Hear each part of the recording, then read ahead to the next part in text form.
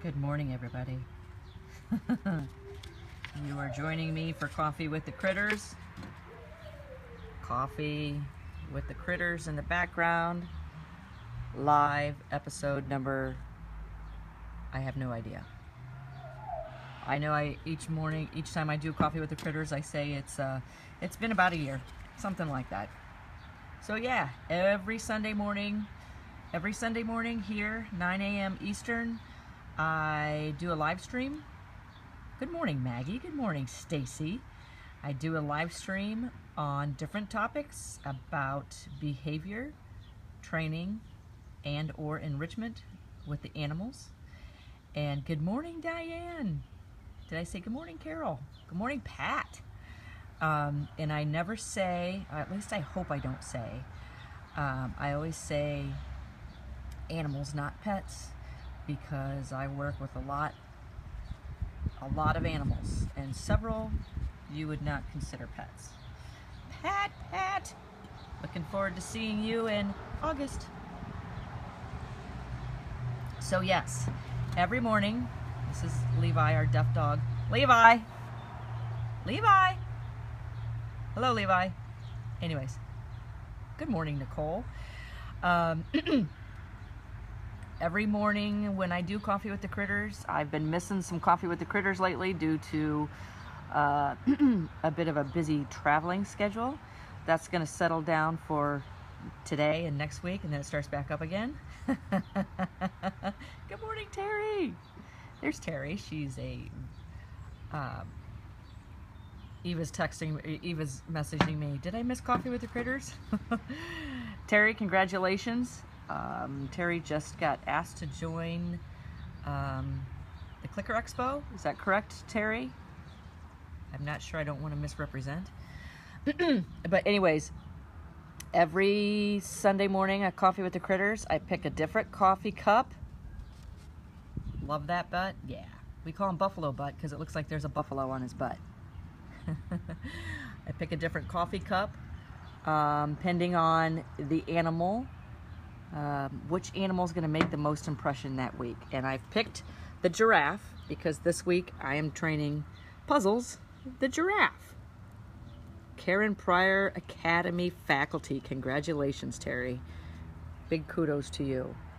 So this coffee cup, because I'm training Puzzles, the giraffe this week. And it's pretty cool. Yes, Puzzles. So some of you are following along with the work we're doing.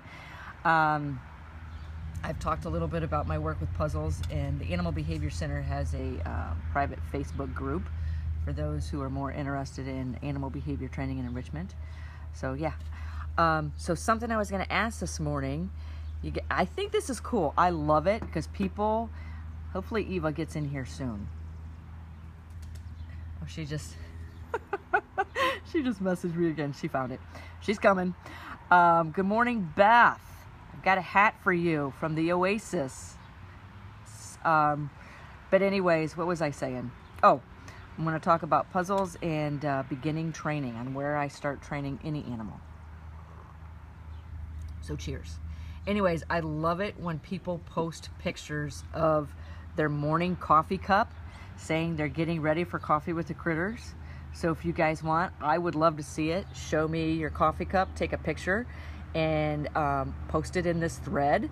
I would love to see it. I pick my coffee cups accordingly. Slowly, Puzzles is coming out of the water, the coffee. So this morning, good morning. I'm sitting on my deck, one of my favorite places on the house. Actually, it's next to the house. Good morning, Katie. One of my favorite places that I rarely take the time to sit. So I thought I am going to sit here today. I've got several things I want to talk about today. So everybody, welcome to Coffee with the Critters. This morning I've picked separation anxiety to talk about. I also want to talk about, but maybe next week we'll talk about that, the label aggression. And what it means. I'm working with a couple different people right now in behavior consults on behaviors labeled as aggressive. What's up? Levi just looked like, did Oh, I know what he's responding to. I just moved the chair, and it vibrated across the floor, the deck, and he felt it. Watch this.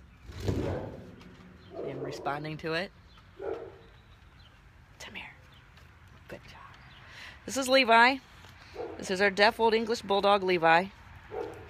And good morning. There you are, Levi. We were talking about you before you got in here. Because I could see you messaging me, asking, where does it start? When does it start? Where is it? So this is Levi. He is our Old English Bulldog, who is deaf. And if I didn't tell you he was deaf, you'd probably have no idea. So he's probably, of all the animals I've trained here and elsewhere, he's probably one of the easiest animals I have ever trained. All good, Eva. Good morning, Chelsea. He is a good boy. Well, you got a good person on here to ask, Terry Hayward. There's a test you can do to see if dogs are deaf. Levi was brought to me saying he was deaf and they didn't know what to do with him as a puppy at 10 months. And I said, what's wrong? And they're like, he's deaf. And I was like, okay, so what's wrong? So we took him in as a foster, and happy to say I failed miserably. Took him in as a foster. He was one of our first animals that we fostered because my intention was to bring in shelter animals and train them and find the one that fit, and that would be the dog that stayed here. One dog, right? I failed at that miserably too. So we got Quincy and Levi. Both were dogs we did not plan on keeping or having. I was actually looking for a standard poodle. Like my standard poodle. They've changed over the years. So Quincy came in from a breeder. A breeder contacted me, a breeder of Rottweilers. And I've never had an interest in Rottweilers. Didn't know much about them. All I knew about a Rottweiler is that Rocky, our Moluccan cockatoo, our 19-year-old Moluccan cockatoo, that's a parrot for those that don't know, was living in a house with a Rottweiler, and you could tell. You could tell. I got his fur straightened. I'm missing what you're putting down, Eva. Good morning, Pam. So anyways, Quincy came in with 10 other puppies from a litter, and we were target training them at 5 weeks old, recall training them at 5 weeks. No, we were probably target training them at 6 weeks old, recall training at 5. The breeder wanted to get the pups introduced. Good morning, Kim. Oh, I gotcha. The breeder wanted the pups to get introduced to different sounds and smells, hints. Gonna reinforce that behavior. Yes, the bear test for deafness. I'll get back to that in just a second. So Rocky, the pups came in. Different levels of reaction with the birds, but Quincy, which was called Orange Puppy at the time, so she had an orange collar on, and she was also nicknamed Juicy temporarily. While she was in, she came here for my socialization classes starting at 8 weeks old, and at about 7 weeks old, I had my eye on Orange Puppy because she would walk up to Rocky's enclosure, and I knew Rocky also had a history with Rottweilers. I'm going to assume Rocky was housed, I know he was housed with a Rottweiler, and I'm going to assume that Rottweiler's name was Rita. So Quincy was almost named Rita because when Rocky first came to us, whenever my former dog, Corbin, my Dalmatian, who I put to rest about 7 or 8 years ago, whenever Corbin would bark, Rocky would yell, Rita! So Quincy came, and Rocky started saying, Rita! again. So I sat there and the breeder looked at me and said, Rocky is really responding to Orange Puppy. And I said, yes, he is. And I would sit there and watch, and she kept bringing him back for training. And the more she brought him back, that was probably on purpose. I knew it was on purpose. Leah, if you're watching this. The more she brought him back, the more I would watch the behavior of Rocky and Quincy. And there was definitely some type of interest there from Rocky. And at about, let's see, I think it was 11 weeks, Quincy was still in her early socialization classes here. I contacted the breeder and said, okay, we got to do something about this Orange Puppy. We got to do something about this Orange Puppy because I have a Moluccan cockatoo that is attracted to this puppy. And what do we do to get this puppy to stay here? So there's a big long story. I'm not going to get into it. But this does have to do with separation anxiety. So then, what was it? That was August, September, October. No, in November, I was contacted by another breeder who had a deaf puppy, and like what Terry said, Terry mentioned earlier, there's something called the bear test. You can test to see if they're deaf. I don't know if you can see, let me turn this around. I don't know if you can see Levi's collar, and Levi's doing something. He's watching my reflection in the window, which he does all the time.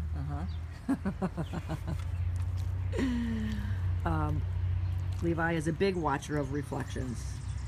He stares in mirrors. We've got mirrors placed strategically throughout the house so he can see what we're doing behind him because he can't hear behind him.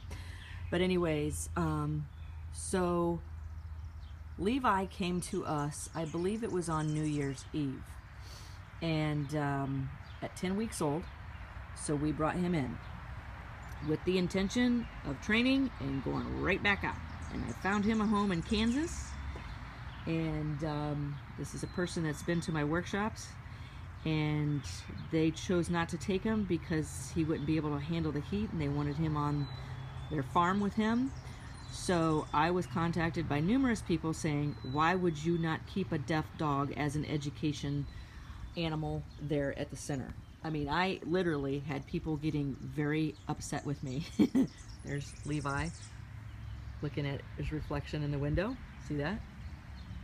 Does it all the time. Let's see what he does. Oops, sorry, I touched him. Sorry. He will often react to the reflection. He'll see something happening behind his head. I should have went like that to see if he'd react to it. But anyways, we kept him. We kept him, and my husband and I had nice long talks, and we said, okay, so we failed miserably at bringing in a shelter dog. Because I only wanted one dog because I wanted to continue training shelter dogs, and I knew I wanted a max of 2 dogs. I wanted to continue training. See if he reacts. I wanted to continue training. Hey, Danny. Hey, Kristen. Shelter dogs while keeping one here. So the one dog I had could help assist in the training of the shelter dog, and that shelter dog would go out. Be rehomed. Well, failed within the first few months of opening the center. So here we have Quincy, who has a story, and we have Levi.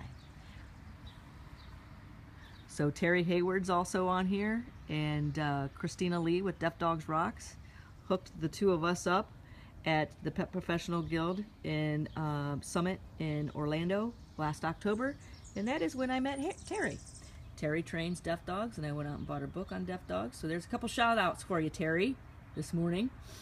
But training, so we train a lot of deaf animals here too, not just limited to dogs. Yes, I've watched her. Terry says that Mickey, how do you say, Sato, I've watched her information on YouTube. She's great. She focuses on blind dogs. You're very welcome. So I've trained Maggie, who's on here. her blind dog. And I've also trained her other dog, Pickles. Anyways, so now I had two, I had two puppies here. And I got a lot of people saying, be very careful. Be very careful with raising two puppies for several different reasons. And I was. And you're looking at separation anxiety was one of the biggest issues I was concerned with. And this is why we do things like this. See, there's Levi staring at me in the window again. There. Got a reaction. Because you know what I was doing? I put my reflection in the window where I could see it. And he turned around. So anyways, so I was really concerned with separation anxiety. There's different things we do here. We have an animal here that had and still has behavior issues that can skyrocket through the roof due to separation anxiety. One of my biggest separation anxiety cases I have ever worked with, which is why he is still here. So he is our education animal that I work with on separation anxiety. I will show you him here shortly. So there's a reason there's different steps we take. That is why Levi is out here with me this morning for Coffee with the Critters by himself. Quincy is in the animal room. We do different things like this, and we have since they were puppies. They are both, will be 3 this fall. There's different things we do. I separate them a lot. One I will leave in the house, one I will leave in the center, one I will take on the road with me, one goes with me and sits in the car while I do training on different animals.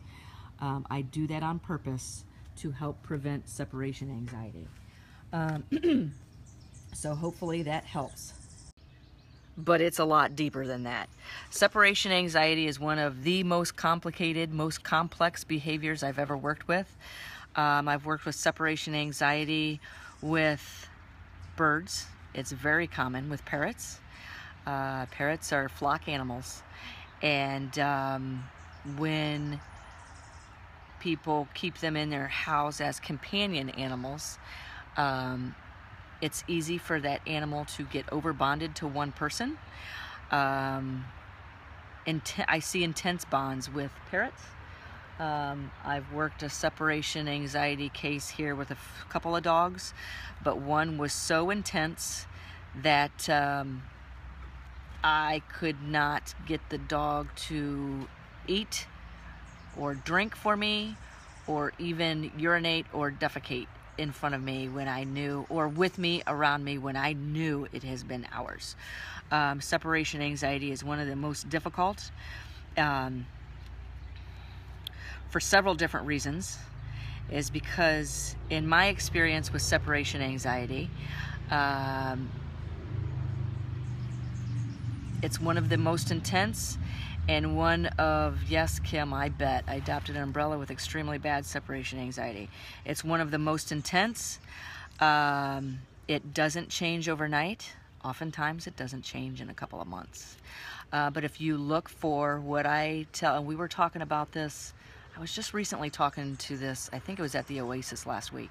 When you break down for people in really small, observable, and measurable terms, when you break down small behaviors, so people, because a lot of people will give up, especially with separation anxiety, because they don't think they're making progress. So I need to provide a positive reinforcer for the animal caretaker that I'm working with, so they don't give up.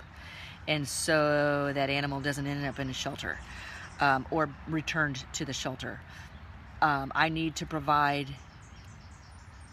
small, observable, and measurable behaviors for the person changing the separation anxiety to look for, so they can, so that is their reinforcer to let them know you are making progress, this is changing. A couple of different things I wanted to talk to you about separation anxiety. I'm getting some sunshine beaming on my head. I like that here in lovely Northwest Ohio. A couple of different things I wanted to talk to you about on separation anxiety.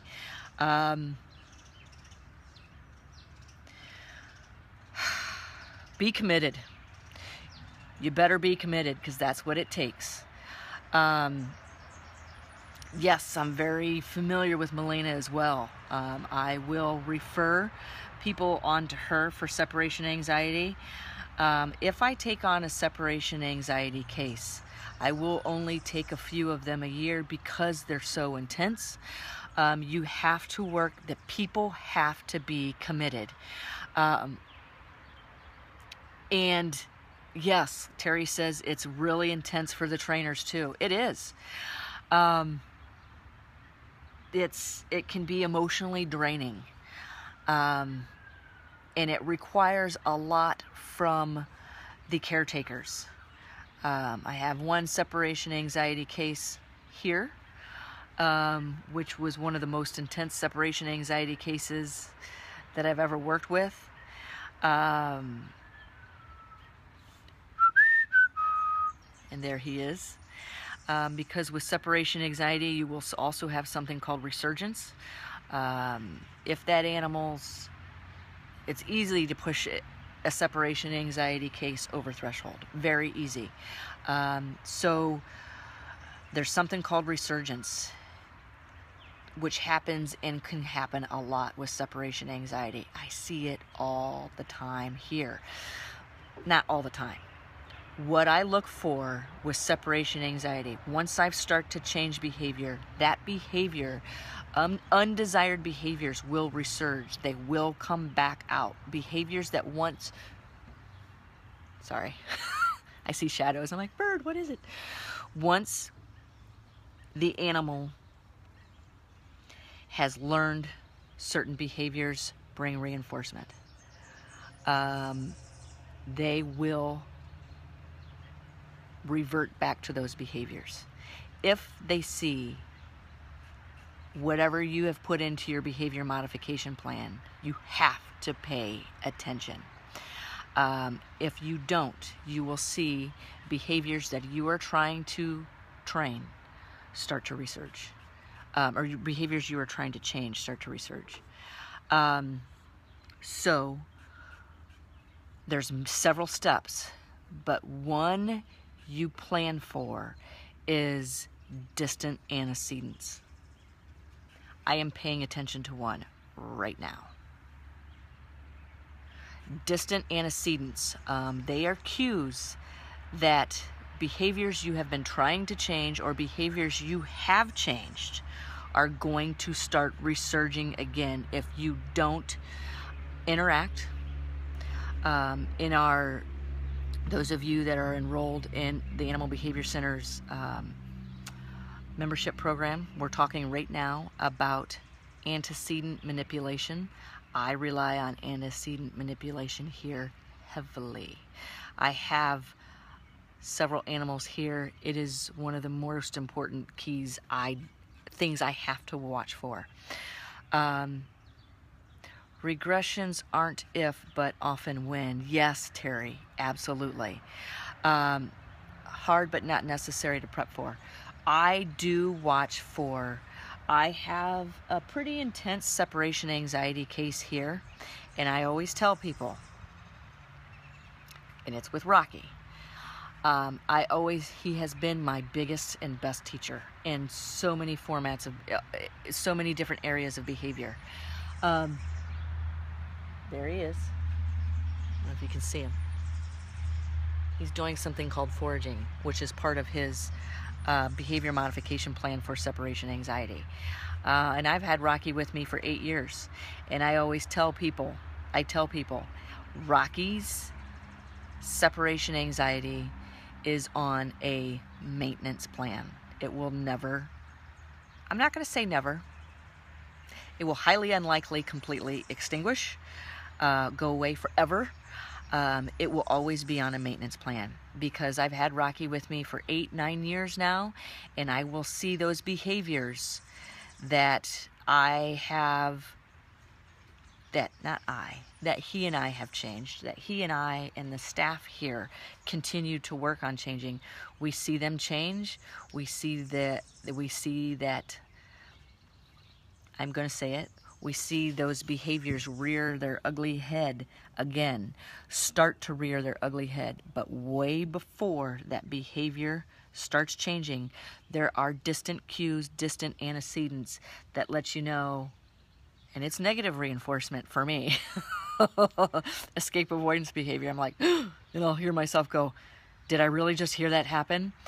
We need to step in now because this behavior is going to come back. We need to change this animal's environment. We need to start interacting now because it may be several months before that heavily undesired behavior with a long history of reinforcement comes back. We can step in and we can take the key steps to rearrange the environment to make sure it doesn't happen. We can take those steps now to prevent ourselves a lot of work in a couple of months, to prevent ourselves a lot of work next week. So look at him. I don't know if you can see him. He is sitting there foraging on a toy. Where is he? Right there? That I bought at the Oasis last weekend. I bought 2 for the cockatoos.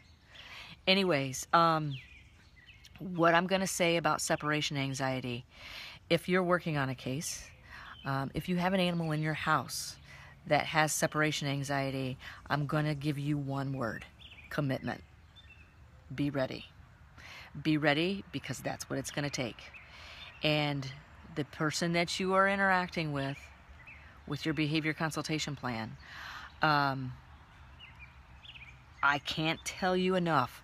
Know who you're contacting, who you are working with. Terry here said she works with separation anxiety. I know Melina, and I have, I don't know her. I've spoke with her, and I've referred several cases to her. Excuse me, because I will only work on one separation anxiety case at a time. Because it requires dedication, time, commitment, observation, paying attention to measurable behaviors, journaling, and really identifying environmental events. I had to pre-plan, and I have to pre-plan with separation anxiety cases that I take on. I have recently, gosh, when was that? Last year, one of the cases, oh, good to know, Terry. One of the last separation anxiety cases that I took on that was a dog. I wasn't called in for separation anxiety. Within about 20 minutes of observing this animal, I never said a word. What I was called in for and I was called in by the veterinarian and the person themselves. And I consulted with another trainer who had been previously working with this dog to get a history and give my observations, work with this dog for several weeks, and turn the dog back over to this other trainer. I was called in for not separation anxiety. That was never brought about or even brought up as a major concern. What I was brought in about was this dog was hard to keep under control, and I'm like, tell me what you mean. Tell me what you mean. What is keep under control? Tell me what the behaviors you're looking at. What I saw when I walked in, I was like, holy cow, am I seeing this? And I didn't know if I wanted to say anything right away, but I waited till halfway through the consultation, and I said, I'm not sure, but I think you have a case of separation anxiety going on in this household. This household, the people's lives were completely turned upside down. And Terry, do you agree with this as well? When you're dealing with separation anxiety, oftentimes the members of the household's lives are turned 180. Their lives are completely flip-flopped. And it has totally changed the way people do or can do anything within their household. This particular animal, this dog, just had eyelash go in my eye. Sorry, guys. Felt that distant antecedent. I felt that antecedent coming on. Well, I'm just going to have to deal with it. Anyways, so this dog it was suggested that this dog it was jumping on people. They couldn't keep the dog off of people at a young age. They couldn't keep the dog off of people, so it was suggested that they put a leash on the dog and the dog be on a leash at all times in the house. And I was like, okay, why? And so the person could quickly grab the leash if anybody walked in. There was numerous people in this house. Kind of like having a special needs child, Pat says. Very comparable, pending. So they could quickly grab the leash and the dog not jump. So the first thing I asked was, is the behavior of the dog jumping decreasing? And they said, no, it's gotten worse. Hey, Pumpkin, good to see ya. There's another dog trainer coming in. So I said, is that behavior of jumping decreasing? No, it has gotten more intense. And I said, okay, well, then let's look at something else besides using the leash. Because maybe, this person, I felt so bad for them because the advice they were given set them up for extreme failure. And now the behavior that was once jumping has turned in, which was a dog at a younger age, has now turned into separation anxiety. So this person was told to keep this dog on a leash inside the house and take it with you everywhere you go. That's all I was told. So maybe the behavior modification plan was more intense than that. And I just wasn't told of it. But what had happened, I said, so show me, through weeks of working this person, I said, show me some of the things that are happening. This person could no longer go to the bathroom by themselves because when they went to the bathroom, they took the dog on a leash in the bathroom with them.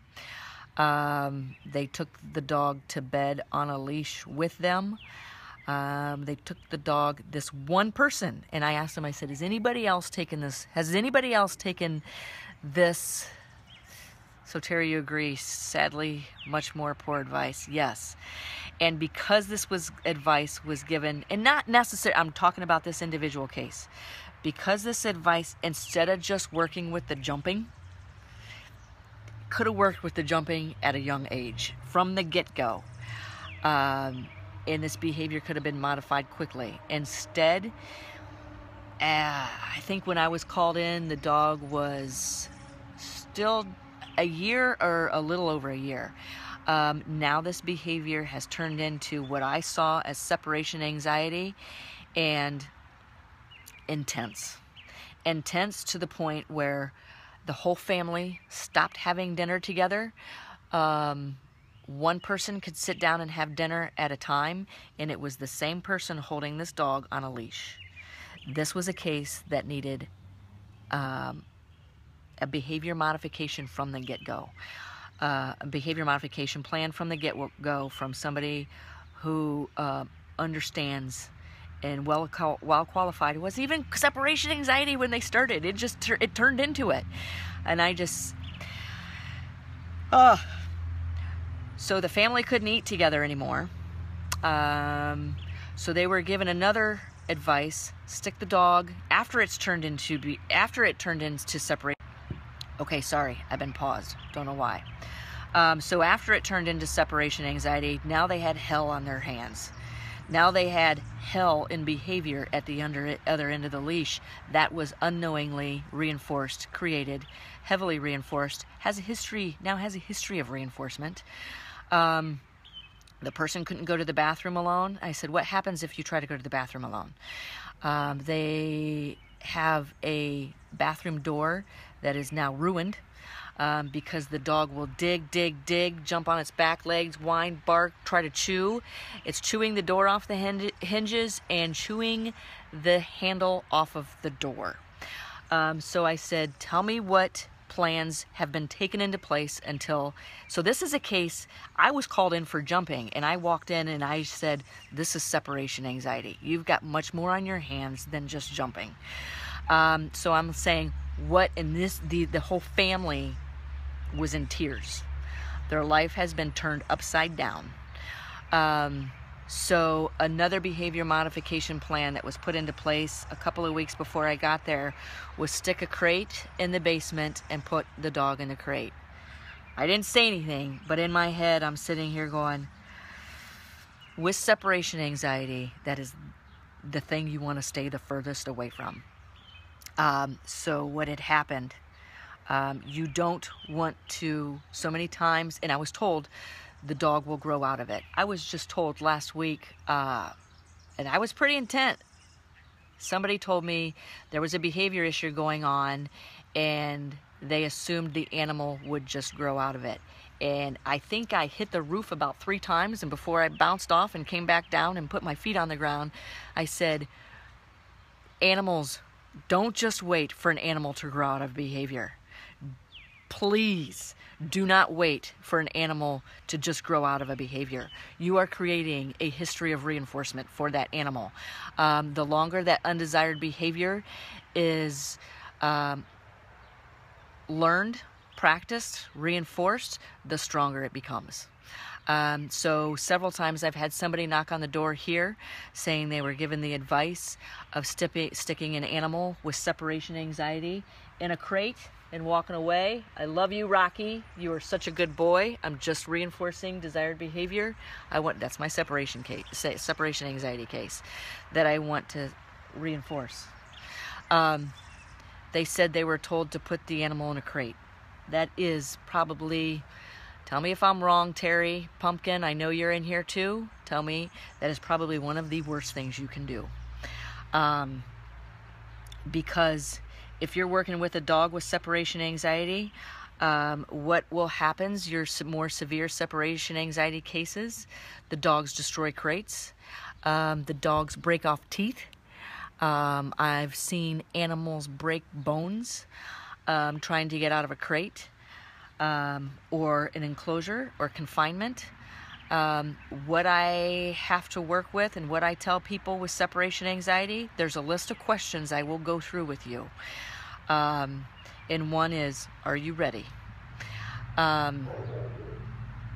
Because of jumping, he just needed training. It is to put them in a cage. Yeah. Don't suppress behavior or try to suppress behavior. Work with it. Work with it. You wrote a blog post about it being more than a crate and a Kong. Yeah, good. Well, everybody, take a look at Terry's blog. So separation, when I work with separation anxiety, I will keep journals, in detailed journals. And one of the first things I will ask people is, are you ready? Are you ready? And I will ask different things about your household. Because this needs to be taken very serious, because a couple things are going to happen if you don't. Number 1, the animal's going to be returned to the shelter. Number 2, the animal will lose its home. Number 3, chances are extremely high that animal is going to continue to lose its home if this behavior is not modified. Work with somebody who's willing to work with you long term.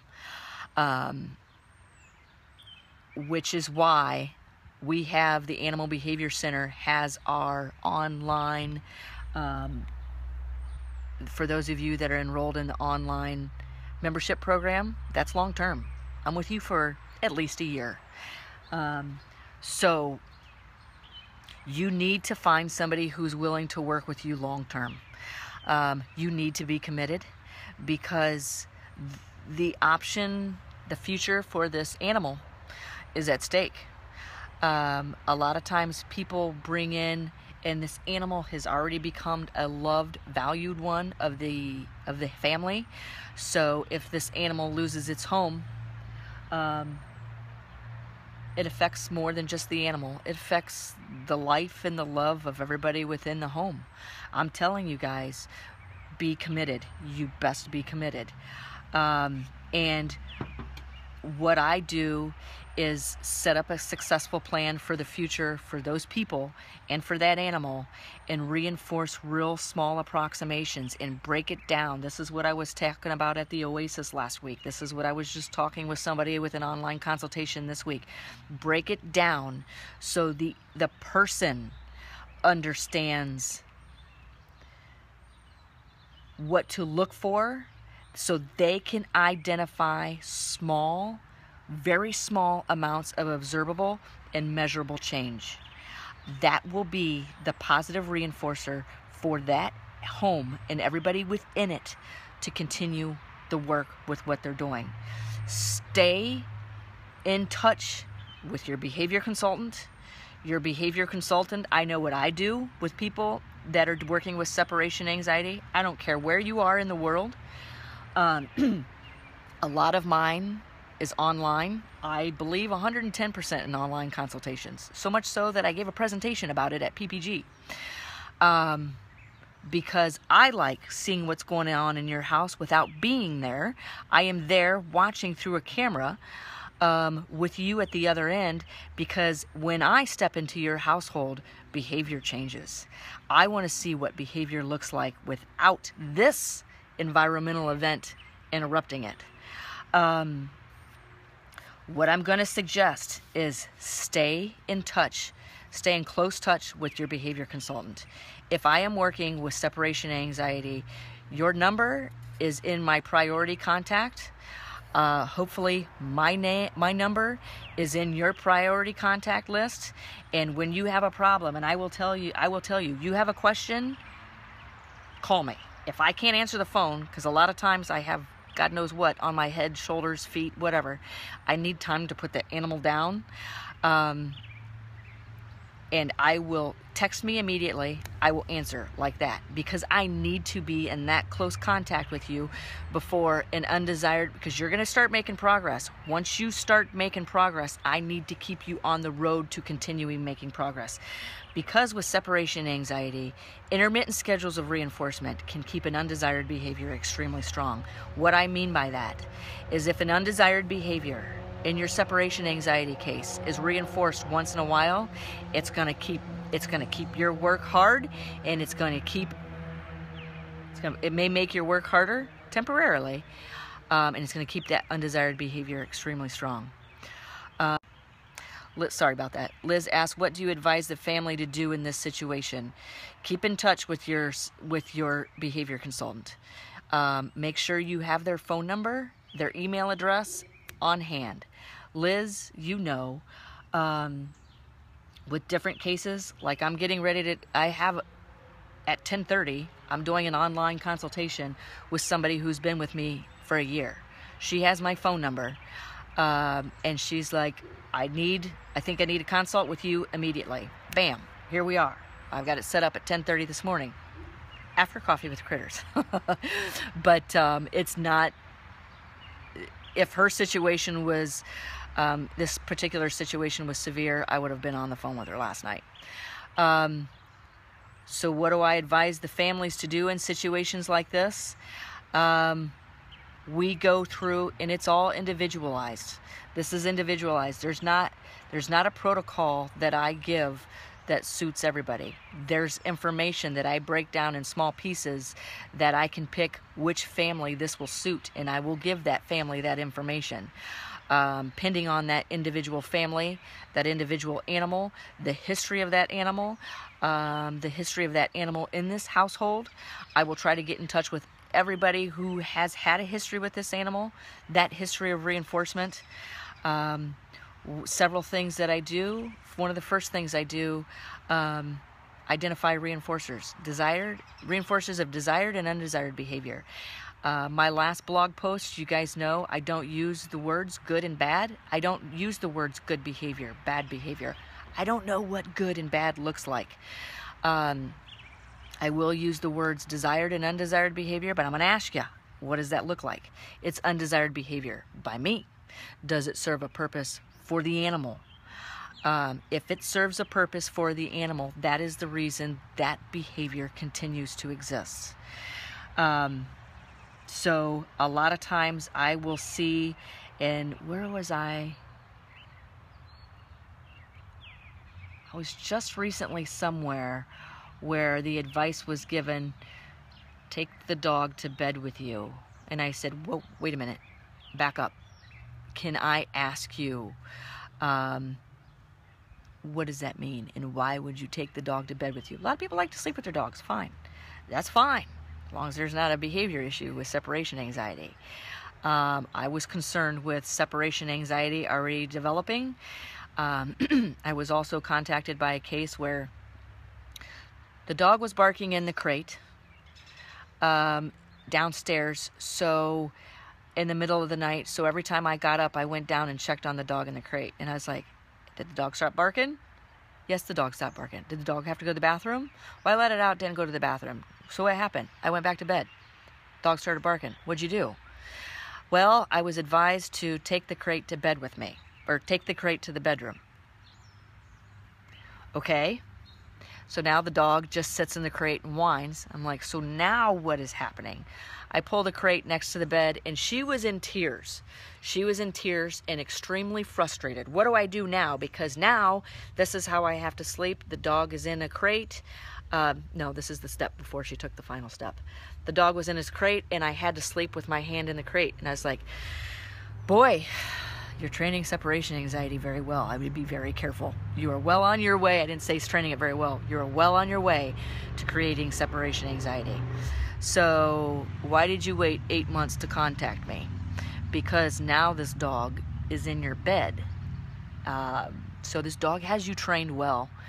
Your life is a living hell. You cannot go anywhere. If you go anywhere, your house is destroyed. You come home to an absolute mess. And a drooling, salivating, wet dog. It happens with the birds here. It can easily happen. This is why Friday, I was not upset about this. I do have a concern with people being here at the center, workers being here at the center every single day.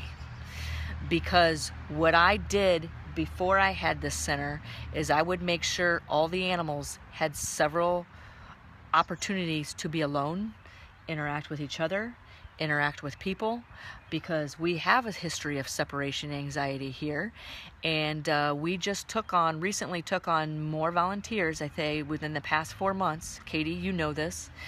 And I said to the manager here, my concern here is we have separation anxiety. We have an animal here with a history of separation anxiety. We are going to be well on our way to reinforcing that separation anxiety if this animal is around people 24/7 or majority of the day, because I have several years of history of working with this animal to make sure that it is coping with being alone, with being the other animals without people around it all the time. I have put a lot of time and effort into that. And what has happened as a result, I was predicting. So I saw anxiety, distant antecedents start to rear its ugly head. This is why Katie is a volunteer here. This is why I keep addressing her. And I tell everybody here, the number one priority here is not the cleanliness of the enclosures, not the cleanliness of the center, even though that is one of the top ones. Number one is behavior. Because if that animal can see, hear, or smell you, you are training that animal. You are reinforcing desired or undesired behavior. Do you know which one you are reinforcing? Because I have a long history of working with modifying several different behavior issues here. And for somebody to come in and unknowingly reinforce, that is a big deal. That is a big deal. So that's why we keep a journal, we keep a log. All of us here keep in close contact with each other. We keep environments changing. A stagnant environment is an environment that is well on its way to creating behavior issues. We were just talking about this last weekend. An animal in its enclosure that does not engage with anything in its enclosure, no matter what size, is something to be seriously concerned about. We had this in-depth conversation last weekend at lunch. So if you're dealing with separation anxiety, get in touch with somebody. Reinforcers, one of your top reinforcers to that animal is going to be attention. It is going to bypass food. It is going to bypass water. It is going to bypass any type of treat you have. Those can be used. As you guys hear me say, when you start working with a behavior, when you start working with an animal, when you start training, when you start thinking you want to modify a behavior, gather your list of reinforcers. That is one of the first things I do right after observing behavior, observing how that animal interacts in its environment. That is what happens in households with nanny, housekeeper. Yes, exactly. So I was talking with a veterinarian last week. I had a lot of time to talk to him. So much time, and I had time to listen to him speak, that I have invited him. He is one of 6 speakers that I have invited to come to our October event, which is the second weekend in October. It is now a 4-day event. Friday is workshop day. Saturday and Sunday are 2 days full from 8:45 to 5 p.m. every day, full of speakers. Monday is a behind-the-scenes zoo tour day, so you're going to see the content that you will learn here all weekend, apply in the workshop, listen to from 6 different speakers throughout the weekend. You're going to see how I apply it to animals of all different species, including macaques, giraffes, alligators, carnivorous birds. Here you'll see throughout the weekend how we apply it to the dogs. We have a lemur here for training right now. Anyways, that veterinarian, I'm going to do a live stream this week. We have people coming in from all over the country as far as speakers, but Dr. Todd Driggers is the one I'm bringing in that has the medical expertise. We had a long time to talk last weekend, and we agree on so many things to the T that I said it would be an honor if you will come and speak at our October event. So he is one of 6 people that I'm flying in to speak. We are going to touch on this topic. We're going to hit on this topic in addition to several others. Nicole, you had asked, will the October event re-recorded so we can see it online? We had considered last year live streaming it so people can watch, and people can watch several segments. Let me see how I can figure that out. Last year we did not do it. We thought a lot of the experience is the interacting with other people. The people who are sitting in our audience, there's a lot of veterinarians. There's a lot of vet techs, vet staff, wildlife rehabs, people who are in conservation. I mean, our zoo tour is almost already sold out. I haven't even advertised it yet. It's almost sold out. The rooms are booking, the seats are filling, and I haven't even said who the speakers are. But my speakers, I am very excited, have a history in conservation, medicine, evolutionary biology, a history of working with numerous different animals, one specifically with a history and specialization in dogs, but definitely not limited to, specialization in animal cognition. I have somebody certified in applied behavior analysis where we're going to meet within the next couple weeks. We're going to give case studies together, and how we modified behavior. So anyways, pay attention. That you'll see on all my Facebook pages. This one, the private group that we have for the Animal Behavior Center, and my Lara Joseph page. Oh, and nutrition. Sorry. Thanks, Carol. Holy crap, can't believe I forgot that one. Which, if you are not, nutrition plays a big role in behavior modification and training. So anyways, pay attention to our October event. I'll be doing a live stream this week announcing all the speakers. Yay! I'm supposed to be talking with my web designer last night. I fell asleep because I was so exhausted. That I hopefully will be talking to him today, and we'll be posting it on our website, theanimalbehaviorcenter.com. If you go to, I believe it's events, it's going to say October 2016 event. It's going to pop up. You will see the registration there. So anyways, back to separation anxiety. Make sure you're willing to commit. Make sure you are working with somebody who have a history of working with separation anxiety.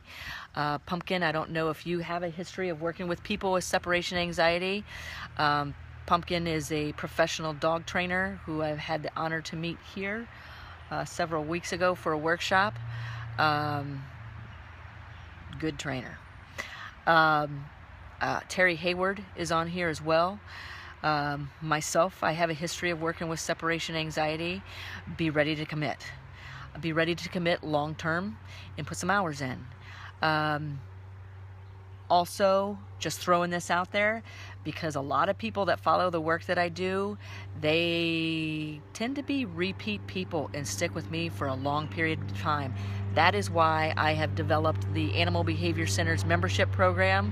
If you go to the animalbehaviorcenter.com, where are you?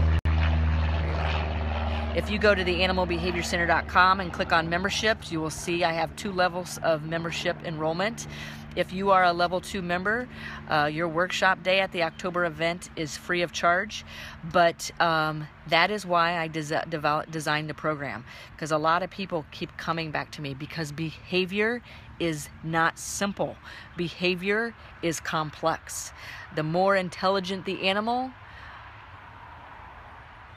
the harder it's going to be to keep. It's not simple to keep. Funny looking bird. Hey, Jeff. Good to see you on here. Jeff and I have a history of working at a wildlife rehab center. You want to talk about stress? There's stress. I have a long history of working with animals in wildlife rehab centers too. So anyways, that is why I designed the Animal Behavior Center's membership program. If you enroll, it is an annual program. Take a look at level 2. There's 2 levels, but level 2 is weekly. It's intense, including podcasts, 4 live streams a month with a monthly Q&A. I have designed that because a lot of the people that I work with, I can't let you go after 4 weeks. I don't want to let you go after 4 weeks of consulting with you, because I feel like I'm not setting you up for success. That is why I have designed the online membership program, so I can be with you and you can be with me, working with our animals every week for the next year and hopefully for years to come. So anyways, like I had said, I'm getting ready to put out another blog post this week. I have content ready, but also take a look at my blog post where I talk about, that's why I don't use good and bad behavior. There's several people on here that do fabulous work that I support. I think Cammie was on here. She's a dog trainer out of Orlando, Florida, I believe. Pumpkin's on here. Terry Hayward's on here.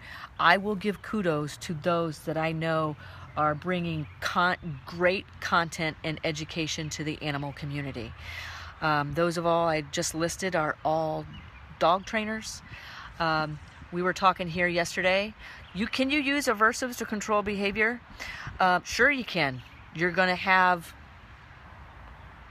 Well, all my notifications are coming up. You're going to have other behaviors that are going to arise out of it. Several of the animals that I work on, you can use aversives to change behavior, but you're putting your life in danger. You're putting your appendage at serious risk. This is why we use applied behavior analysis on every animal. We use it on Levi, the deaf dog. Sorry I didn't get to take you out here today. I'm getting ready to head out there right now. Margaret is getting ready to come in, so I've got to get ready for her, and I've got an online consultation at 10:30. If there's any way I can help you guys, please do not hesitate to contact me. My email address, I have changed it, but you can still reach me at the animal, B as in behavior, C as in center, at gmail.com. You can also reach me at Lara, L-A-R-A, at theanimalbehaviorcenter.com. Yes, so get in touch with me. Let me know how I can help you. Take a look at our membership program. If you are not already signed up for our email newsletter list, every week or every other week, I put relevant content, videos, behavior training and enrichment advice on there. You can sign up for our email newsletter. That's free content, free information. Every other week that I send out in an email newsletter, you can sign up at theanimalbehaviorcenter.com. Those of you, I will be doing live stream training throughout the week, and I usually do that from the Lara Joseph page. I don't have anything personal here. It's all about the animals. Speaking of them, I need to get to them. I want to get to them. And happy birthday, Rico, 12 years old. You are very welcome. You are very welcome. I support people who do the same work that I do different work that I do, but have science-based factual content that is going to work. Can you use aversives to control behavior? Sure. But not without its consequences. Using aversives to control behavior has 4 main consequences. Increased aggression, apathy, lethargy,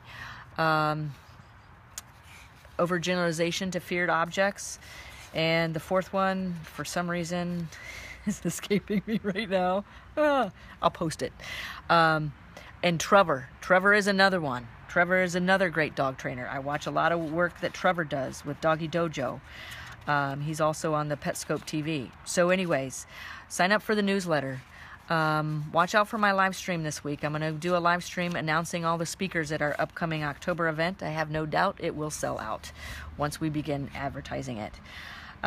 So those of you that are involved in level 2 membership, come with me. Watch me. I'm going to show you where I begin working with an animal that I don't know much about.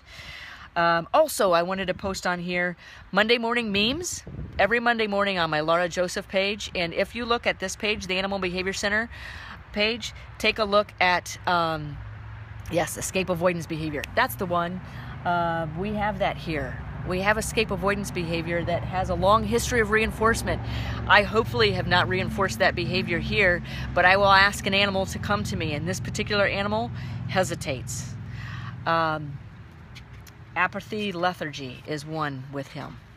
That still is here, and it kills me every time I see it, because to the best of my knowledge and my training, I have not used an aversive to control behavior with him. Definitely not as a behavior modification plan. But it has a long history of reinforcement, and that is, behavior doesn't lie. So anyways, our Monday morning memes here on the Animal Behavior Center's Facebook page, if you look at the top, you will see that is the winner of last week's Monday morning meme. Every Monday morning on my Lara Joseph page, I post a picture, ask you to caption it, and then at the end of the week, all the staff here picks the funniest caption, and your caption and your name goes along with that photo and is at the top of the Animal Behavior Center's Facebook page, and we also post it on the home page of our website, which is theanimalbehaviorcenter.com. So if you want to be a part of our Monday morning meme, take a look at watch for tomorrow, because we're going to be picking the contest winner, and the timeline photo here will change, and so will the picture on our website, theanimalbehaviorcenter.com. You guys, hopefully this content was valuable to you. Even though I pick a different topic every week, I try to make it something that you can watch for. Watch for separation anxiety in your household. Are you reinforcing it? Are you concerned? Contact me. Ask me. I will help you. If I cannot help you, I'm going to direct you to somebody here that can. You've seen several people on here that work with these behavior issues. Got a question? Let me know. Okay? With that being said, oh, I forgot to show my shirt. A big shout out to the Oasis, where I was last week. One of the world's largest sanctuaries for parrots, out in Benson, Arizona. I will be writing a blog post about that as well. You guys have a great week. Dawn, you are very welcome. Thank you. You learn a ton of valuable content following me. Thank you. I also had somebody who is a professional dog trainer out of Canada who has recently joined our level 2 membership. She just gave me, and if you go to the Animal Behavior Center's behavior group, it's a private group, so search for us. She just gave a testimonial. She is a professional animal trainer, dog trainer out of Canada, and she said she's listening to the Level 2 membership podcast and live stream, and she said, I mean, this is a kudos. And yeah, she said she has been to a lot of seminars, and by far this has been the most intense and relevant content, and has had the most content that she has seen in a long time. So I thank you, Sylvia. Thank you very much. You guys have a great week. Happy training, happy enrichment. I will see you next Sunday. We will talk about maybe aggression, all right, in all animals. Hey, bird. Anyways, take care. I've got a pig that's oinking for me that I'm not going to reinforce separation anxiety. Peace out, guys. Thanks for attending. Bye.